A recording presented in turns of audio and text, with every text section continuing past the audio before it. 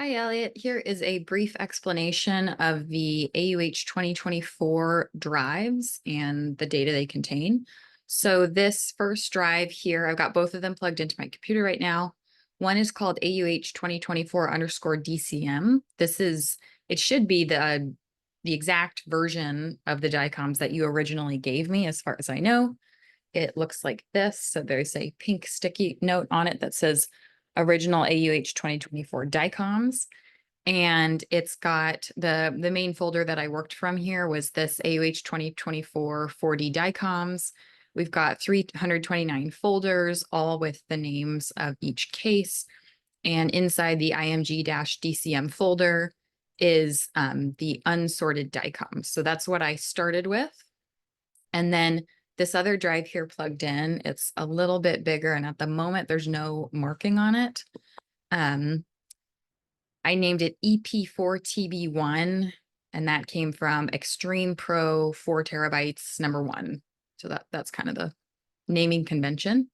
And the folders on here look like this. So a few of the tools that I used for the segmentation are on here too, just for convenience sake. So this DICOM to NII conversion, really the only thing, I'll probably just delete these other files. The only thing in here that is useful is this DCM to NIIX. It's an executable. So that's what I use to convert to NII. Files from drive, those just came on the drive. Models. So this is the model that I used to do the predictions. The naming convention here is a date timestamp. So 2024-07-24, followed by this E800 means I trained it for 800 epochs. This predictions folder doesn't contain anything at the moment. I have a part of the code that can save the prediction both in the folder with the individual case as well as in some like larger folder if you just wanted the segmentations, but I didn't turn that on for this round. And then this resample NIIs folder has the C3D tool that resamples the NIIs to 1 millimeter. Other files in here. So failed predictions. Some of these are, yeah, so that is if for whatever reason the predictions failed.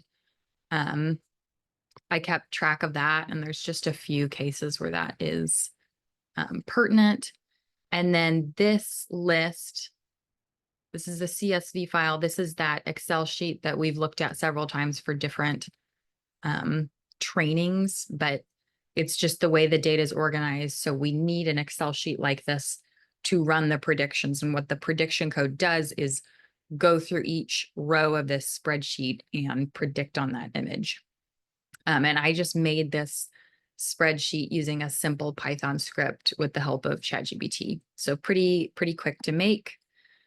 And then this CSV file is created automatically during the pipeline. And the only difference here is that, so these 4 columns we already had, and it adds this column, this path to image 1.0, which is a path to the resampled image. So both of these are just things that we use during the creating of the segmentations. And then the segmentations themselves live in this folder, AUH 2024 40 images sorted. So we start with this data orig res folder. So this is kind of specific to the AUH. Well, no, all of the segmentation things that I do, there's one folder for original resolution. There's one folder for resampled, but here, to make this folder from that first folder we looked at that contains all the DICOMs, I sorted them into their timeframes, and then I converted to NII. And I ended up deleting the sorted DICOMs just for space. So here we have all the images in this data set. They went through R to R 100%. So we've got 21 frames typically per case. And that's how they're organized. And then if we go back, we can go into this data resampled folder. So for each case, I've got IMG NII 1.0. So this is that NII resampled, all the timeframes. And then here in this folder, it's named with the name of the model we used to predict. So that 2024-07-24. And then in here are the segmentations, all the corresponding ones.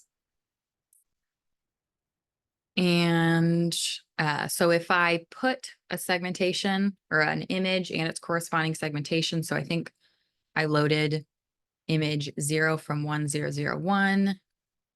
Yes, image 0 and seg 0. So load that into ITK Snap. This is actually the only image I've looked at from the predictions. I haven't had time to view many. It did a decent job. It seemed to mess up a little bit on this PV, but that's the segmentation. And then I think one other thing that I missed is in this data origin res, we have one extra file down here, and this is a file I did some tracking with. So when I sorted into the separate timeframes, the DICOMs, some of them were missing things. And so I kept track of those folders here. And so you'll notice this data origin res, which has the NIIs, there are 330 items, which means there are 329 folders here, which matches the number from the original DICOMs that you gave me. But for these cases, we don't have that expected 21 timeframes in the folder. So that's why this text file might be useful. And then for the resampled things, yeah, we have 317. And so anywhere along that pipeline of getting resampled or sorting, some failed and we lost them. It may correspond to this group, it may not, I'm not really sure, but that's probably why there are fewer here. And then I think we already looked at this, but just in case, I also kept track of, once we converted to NII and resampled and tried to predict if during that prediction process something messed up, I kept track of those timeframes here. It looks like just two, maybe three, 10149, 10150, and 10058 had issues. But I think that's everything, and hope that helps.